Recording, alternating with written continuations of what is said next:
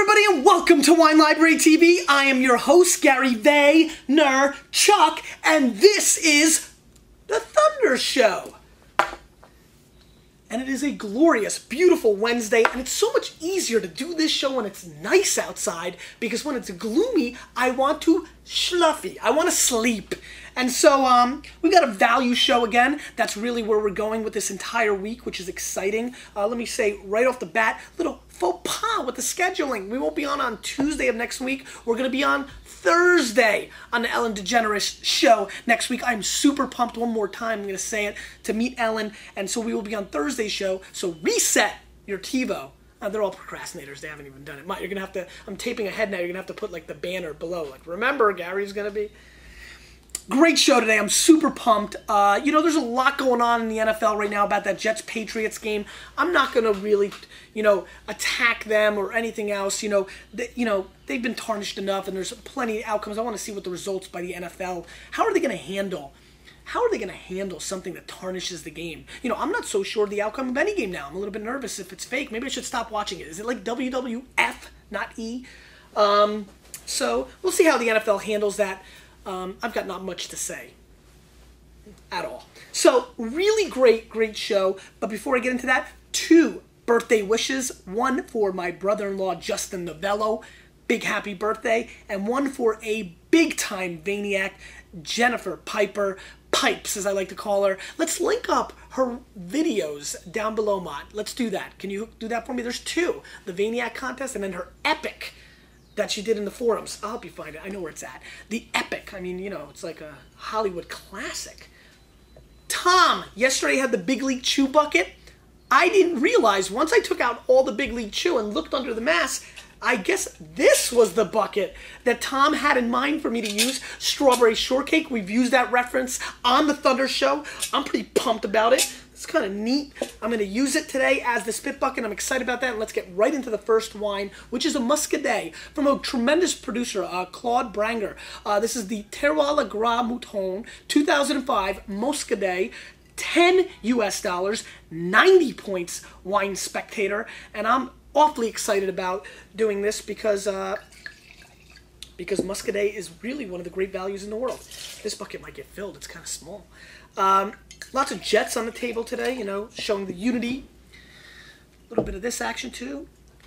And let's start the show. Muscadet is really, this comes from a very small 10-acre parcel.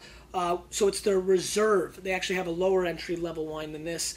So I'm very excited about trying this wine. Muscadet is a wine that I get very excited about. It's light, very easy drinking. But if you are in any shape or form into crab cakes, as I am, this is the wine for you. So if you're rolling up in Maryland, another state we can't ship to, archaic laws in America. If you're rolling up in Maryland, where Eric Barton went to school, number 50, so you no, but then you need to really consider drinking a lot of Muscadet with your crab cakes, because it is one of the great pairings. And what's great about Muscadet is the price. 10 bones for the Reserve here. I mean, you can't even scratch the crap out of Napa Valley for 10 bucks. So I'm excited about this. 10 bucks, nice color, very clean. This is from the Loire Valley in France, which once again produces Chinon, the red wines, and Sancerre. You may be familiar with Sancerre, Pouilly-Fumé. So I'm a big fan of this region in France, and I'm a big, I want to hype up that area. I want people to drink more wines from that region, and I'm excited about trying this. Let's get into it, because I've been yapping. Very nice citrus aspect. Also a little bit, it actually smells a little bit like Clorox right off the bat. So a little Clorox action. Clear-cut mango tangerines coming through as well. Very tropical and acidic, little citrus and citric and tropic, CT action with Clorox, C squared with a T. Let's give it a whirl.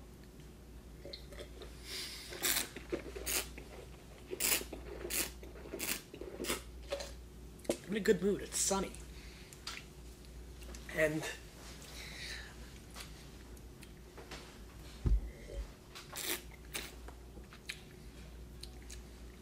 flinty and sharp. I get almost a banana peel aspect on the flavor profile of this wine, which is kind of, it's that interesting flavor. On the inside of a banana peel, I don't know if you ever scraped that or tasted that. Once again, maybe I'm the only one. But if you ever do, it's got a tartness and a bitterness to it. Kind of like this wine. Very reminiscent of that, as a matter of fact. Clean, lovely. Once again, oysters come to mind. You know how much I love oysters, steamers, Maryland crab cakes. This is absolutely a seafood wine. Don't get it twisted. Don't overthink it. Don't bring it to any heavy foods like chickens and hams and that kind of jazz. However, it's a nice light drink. I'm finding it a little bit one-dimensional, not quite as excited about it as I kind of thought I would be. Had a green label, that was working for it. Preconceived notions, 90-point spectator, 10 bones, that had it going for it. It's under-delivering for me.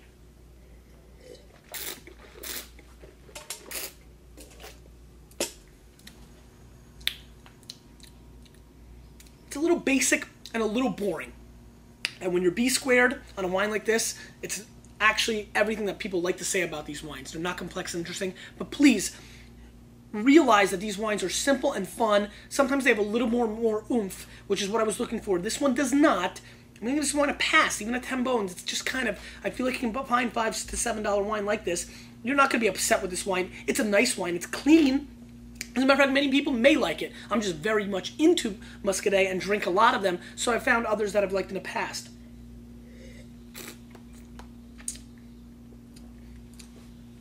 I did everything I could to get it to go for me. It took 4 or 5 sips. Let's move on. Probably more than anything else, people ask me about is to find a good Pinot Grigio. They're always asking me. I love Santa Margherita.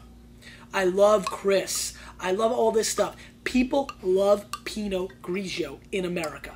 And one of the biggest things that we're always trying to do is find a good Pinot Grigio. So I'm super excited about trying this wine because a lot of people have been buzzing about it, and I'm really curious to see what the Nec-otium 2006 Pinot Grigio from Venezia has in store for us. $12 US, 2006 vintage.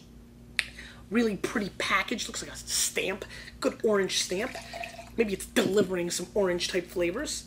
Let's see what it's got going on. A little rinse of this wine. I just spilled some more on me. Man, am I sloppy today. Excitement, Mott. It'll make you do things. All right, really nice color, a little bit darker. Remember, Pinot Grigio. Let's give it a little bit of a sniffy sniff.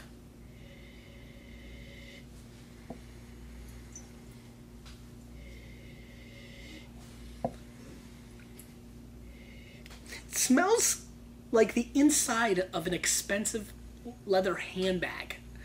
So that's kind of interesting. It's got some pretty, what is that? Almost like a maple wood kind of component coming through. I wouldn't say it's oaky or too woody, but like a maple wood kind of feel is coming on. There is some green grape flavors. Oh, I'm so original. Coming through on this wine as well. Kind of aromatically challenged, but awkward and different. I don't know. Maybe I'm not picking up on what's going on here. Maybe I'm aromatically challenged. So let's move on.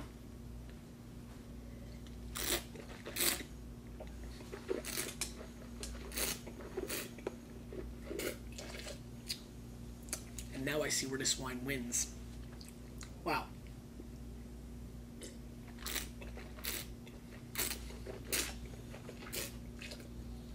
Wow.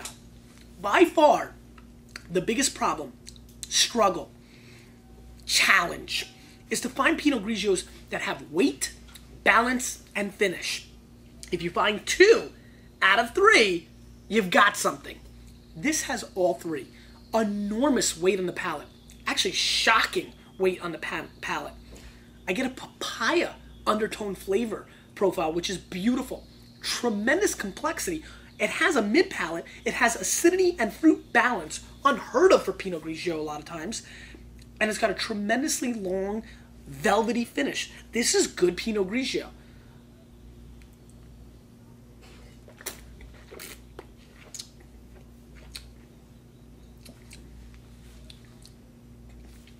beautiful papaya undertones. I almost get an acorn type flavor on the finish on this wine. So if you're a squirrel, you need to seriously think about buying this wine. I'm extremely into this wine. It's got great body, great complexity. Even better than the A to the Z Pinot Gris that we had, was that yesterday? Yesterday. You will not believe the lusciousness of this wine. Reminds me of some great Alsatian wines that roll in at double deuce, 22 bucks, at 12 bucks. This is a steal. No scoring, unfortunately, this week, but this is one that definitely would get in that range, you know, 1, 2, 3, 4, 5, 6, 7, 8, 9, 10. I mean, this is an out-and-out steal. If you're into these kind of wines, if you're looking for wines for grilled octopus, seek this out. How many people do you think watching regularly eat grilled octopus?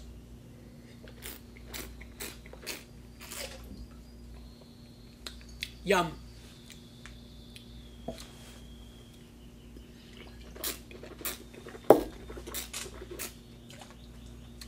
That's the out-of-the-bottle test that I like to do for wines that surprise me. Yum.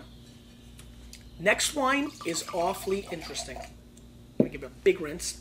That last wine really impressed me. This wine, the Berco di Infante, the Berco di Infante 2005 Reserva. This wine is a blend of Castello, which is a dark-skinned grape, and Aragonese, which is actually another word for Tempranillo, which we see in Italy. This wine rolls in at a very expensive 5 bones. $5. Portugal, baby. I've been talking about it, and this is one that's flying off the shelves, so I grabbed it. I have no idea if they're buying it because it's inexpensive, not cheap, or because it rocks. We're about to find out, but Tom Choco, who buys the Portuguese wines, has, you know, been reordering this like it's got the cure inside. So let's see if it does cure the blues after a football cheat game. Let's give it a whirl. But first, a sniffy sniff.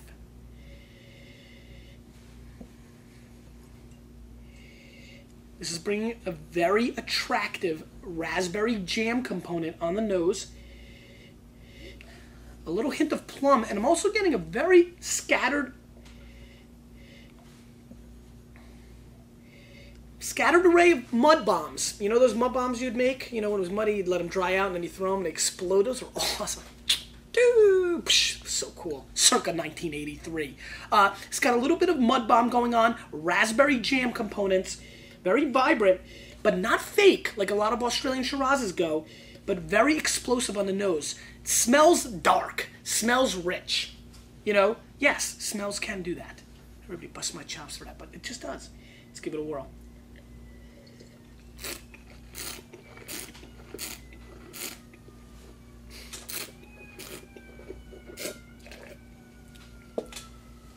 You know what baffles me? What in the world would this cost if the US dollar was doing a good job?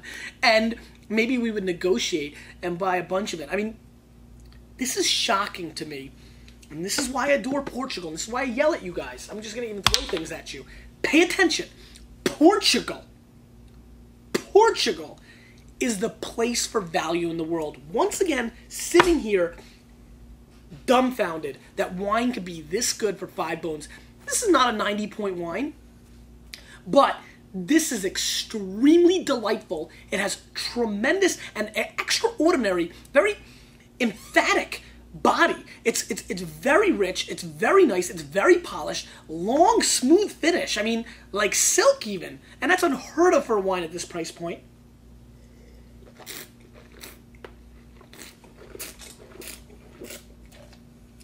There's a little sweet tart action on the back end.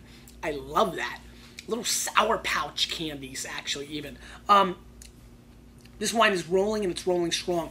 I really wish, and we haven't done it in a while, man, I needed some cheese. If I had some cheese right now, maybe some aged Gouda or Gouda, I'd be really rolling and enjoying. It's amazing to me that you can buy this for 5 bones, buy a nice piece of cheese for $5, and really enjoy your life for $10 US, for less than the price of a movie ticket. Call a couple friends over, They might even bring some crackers, and life is real good. It's stunning, and there's opportunities out there. The reason we wanted to focus on this show is I want you to pay attention, people that drop 40 bucks and think that's the only good wine that you could possibly have and then look down on everybody else if they're buying wines under $10. You need to pay attention. Wine can be phenomenal. Under $10, this is a tremendous example. You could buy 2 of these bottles of wine for $10 US and be completely blown away. This is easily, probably, the best buy we've put on the show. I'm very excited about the quality of this wine and very impressed. Now, I'm excited, and now everyone's going to be like, oh my God, but I'll buy it, and I'm going to drink it at home, and they're like, oh, and I'm watching the show, and what was Gary talking about? Listen, I'm not saying this is the best wine of all time, but you would be absolutely stunned how this wine easily competes with most $12 to $15 wines in the marketplace. Again, with no scores, it limits me, but think Altoon.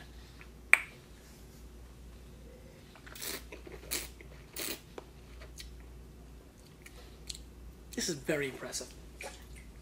Back-to-back excitement. Let's finish off strong, baby. This is a very interesting producer. 50% Grenache, 50% Syrah. This is the Image du Sud Côte de Rhone. And I just love Côte de Rhone. I love the Rhone region. I love everything about it. $7 US. Kenny O'Brien's number. Boomer Esiason's number. John Elway's number. $7 US for Côte de Rhone with a screw top. Very impressive. Oh man, that was terrible. That was not bad. Oh, that was good. Giddy mood today, folks. Really good mood. Really good mood. Really good wine so far. 2 in a row with the sun. With the, I mean, things are going. Justin's birthday. Nice color. Let's give it a little bit of a sniffy sniff.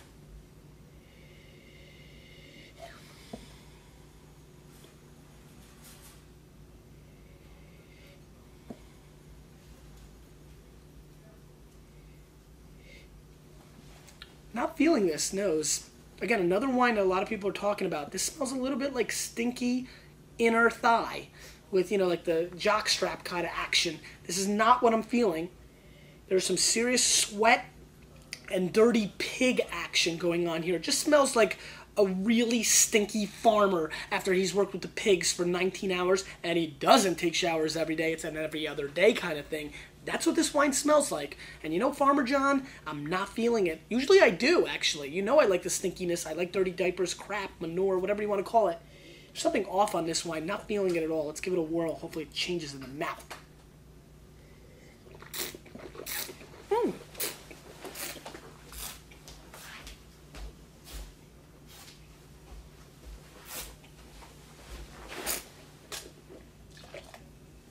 Imagine him really stinky after working with pigs for 6 or 7 hours. And it tastes not that great either. This wine is a definite pass. I'm really almost not even going to waste any more time on it. That's what I'm going to do. That's my ultimate disrespect. It doesn't taste good. Question of the day. What is your favorite new restaurant? I'm trying to put together a list as I travel, so let the Vayner Nation help me out. Guys, thank you so much for everything. You will never know how much this entire experience, all the emails, the comments, the lurkers, everything, every part, Kahuna busting my chops, putting my face on everything, SS Chris, and Tampa Steve riling me up, and Italian Stallion with the coup d'etat, and everybody, all of you, newbies, oldies, whatever you are, this experience has changed my life, and I want to thank you from the bottom of my heart. Do you know why? Because you, with a little bit of me, Hillbilly Jim, and everything else we do here, we are changing the wine world. And you know what? Whether they like it or not.